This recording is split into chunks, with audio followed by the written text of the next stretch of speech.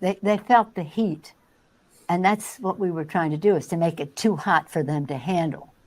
Even though you've gotten this headline that has come out since we've started that DeJoy is suspending some of these operational initiatives, I assume this bill is still necessary because, in your view, because it still has $25 billion, and you want to prevent further changes. Is that a correct assumption? You still believe it's necessary? Yeah, we want to roll them back. He calls them reforms. Reforms for what?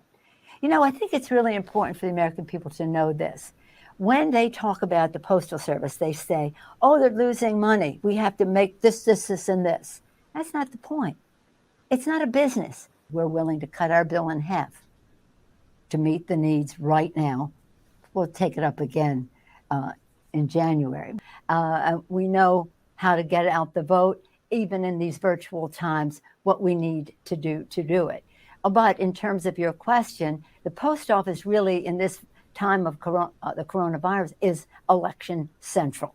It really is where the action will be. And that's why they're trying to disrupt it in such a blatant way.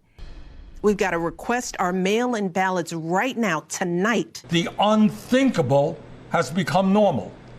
He has tried to prevent people from voting, undermine the U.S. Postal Service. Put on our masks, pack a brown bag dinner, and maybe breakfast too, because we've got to be willing to stand in line all night if we have to. The future of our democracy is at stake. Speaker Pelosi, I know you brought everybody back to deal with this. Do you feel that the crisis is averted, or do you feel that you may just have someone at the table in the Postmaster General who's coming to testify Friday and Monday? Hello, Nicole. Congratulations on your expanded presentation to the country. We're all delighted with that.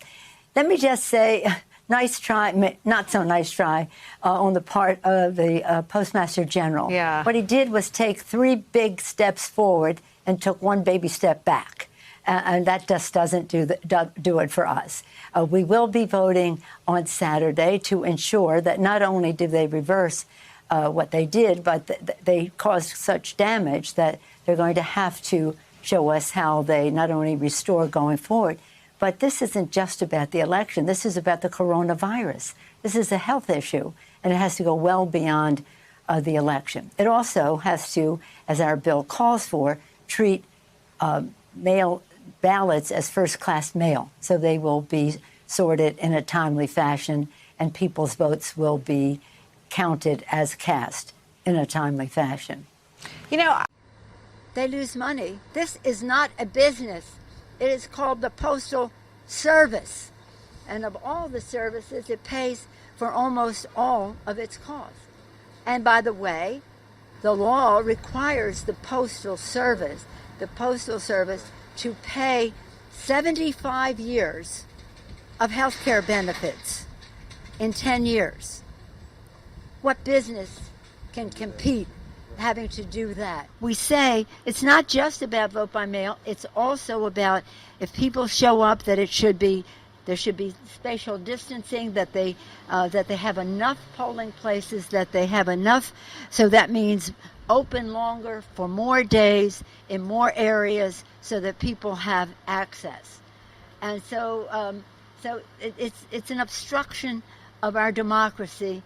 It's a degrading of the sacred right to vote, which is the essence of a democracy. And we will fight them every step of the way. Never said it.